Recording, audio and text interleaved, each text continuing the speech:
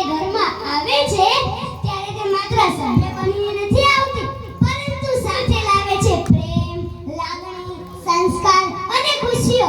કોઈએ ખૂબ સુંદર કહ્યું છે કે દીકરી એ બોજ નથી, ભગવાનની ભેટ છે. દીકરી એ બોજ નથી, ભગવાનની ભેટ છે.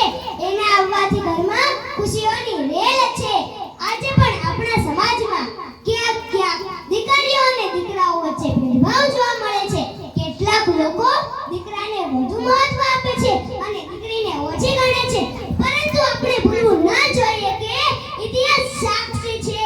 દીકરીઓએ પોતાના પરિશ્રમ અને પ્રતિભાથી આખા વિશ્વમાં પોતાનું નામ કમાવ્યું છે. દીકરી શિક્ષક બની રહી છે, ડોક્ટર બની રહી છે, વૈજ્ઞાનિક બની રહી છે, ખેલાડી બની રહી છે અને દેશની સેવા પણ કરી રહી છે. જે દીકરીઓને પાંખો આપવામાં આવે છે એ જ એક દિવસ આકાશને સ્પર્શે છે. મિત્રો, દીકરીના જીવનમાં શિક્ષણનું ખૂબ મોટું મહત્વ છે. શિક્ષણ માત્ર નોકરી મેળવવાનું સાધન નથી, પરંતુ તે આત્મવિશ્વાસ આપે છે, સાચું ખોટું સમજવાની શક્તિ આપે છે, પોતાના સપનાને સાકાર કરવાની હિંમત આપે છે.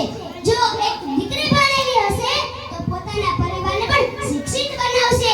જો એક માતા ભણેલી હશે તો આવનારી પેઢી પણ જ્ઞાનના પ્રકાશથી ઉજળી બનશે.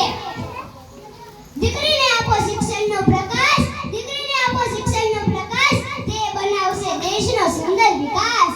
મિત્રો, આપણે વિચારવું પડશે કે જે પોતે બાળપણમાં માતા પિતાની આંખોનો તારો હોય છે એ જ મોટી થઈને બીજાના જીવનમાં ખુશીઓ લાવે છે, તો પછી આપણે તેના જન્મને ખુશીથી કેમ ન સ્વીકારીએ? દીકરી તો એ જે પોતાના મા-બાપની સેવા કરે છે, પરિવારને જોડે છે અને સંબંધોમાં પ્રેમ ભરે છે. દીકરી એ ત્રણ ગુણોને તારે છે. દીકરી ઘરની શોભા છે, દીકરી જીવનની આશા છે.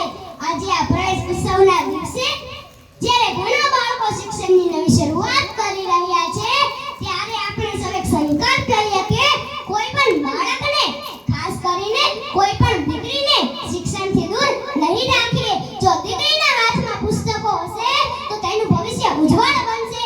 જો દીકરીના હાથમાં પુસ્તકો હશે તો તેનું ભવિષ્ય ઉજ્જવળ